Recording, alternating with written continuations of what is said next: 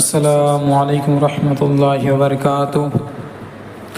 সম্মানিত হযরতগণ, সবাই কেমন আছেন? আশা করি ভালো আছেন আর ভালো থাকেন, সুস্থ থাকেন, এ দোয়া করি আল্লাহ সুবহানাহু ওয়া তাআলার কাছে।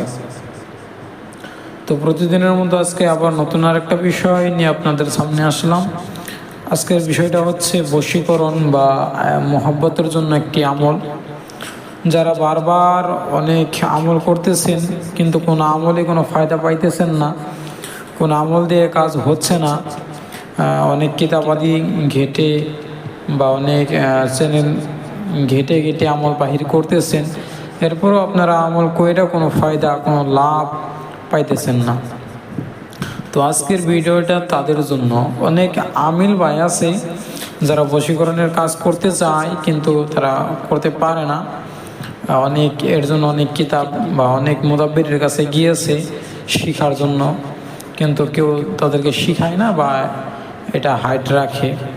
তো ওই সমস্ত ভাইয়ের জন্য আজকের এই ভিডিওটা। তো অনেক উপকার হবে মনে হয় আজকের এই ভিডিওটা যদি আপনি দেখেন। তো চলুন আমরা আমলের দিকে যাই। যে আপনি মোহাব্বতের জন্য যে আমলটা করবেন বা কাউকে করে দিবেন, এর জন্য সর্বপ্রথম আপনাকে যে কাজটি করতে হবে, দোকানে এই শক্ত বড় বিট লবণ যেটা আছে, বিট লবণ বা সৈন্দব লবণ, যেটা বড় বড় এই দলা বা পাওয়া যায়, ওইগুলো লবণ নেবেন। লবণ নিয়ে ওইটা টুকরা করবেন, ছোট ছোট টুকরা করবেন। তো টুকরাগুলো অনেকগুলো লাগবে, মানে প্রথম দিন যেটা করতে হবে, ওইখান থেকে আপনি 11 টুকরা এই লবণ নেবেন প্রথম দিন। এটা যে কোনো দিন থেকে শুরু করতে পারেন, অসুবিধা নাই। যে কোনো দিন থেকে, যে কোনো সময় থেকে করা যাইবে এই আমলটা। তো প্রথমে 11 টুকরা লবণ নেবেন।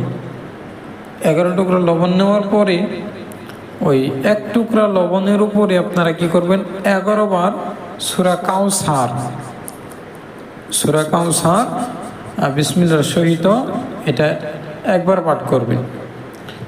পাঠ করবেন এবং সূরার শেষে বলবেন যে ফালান